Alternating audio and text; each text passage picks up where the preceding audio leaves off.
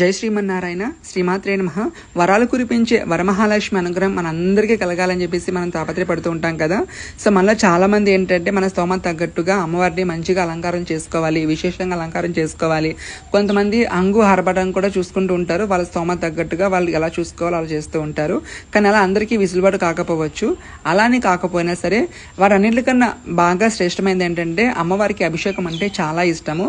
మీకు ఎప్పుడు వీలు కలిగినా సరే అమ్మవారికి అభిషేకం చేసుకోండి. అభిషేకం చేసేటువంటి జలంలోని కొన్ని మంగళకరమైన ద్రవ్యాలు ఉంటాయి. అవేంటంటే పసుపు, కుంకుమ, గంధం, అక్షింతలు, వట్టివేరు వేసి రాత్రంతా నీళ్లు నానబెట్టి ఉదయం తీసుకెళ్లి అమ్మవారికి మనం అభిషేకం చేసుకుంటే కనుక అమ్మవారు ప్రసన్నరాలే మనకి వరాలు కురిపిస్తారు అనమాట.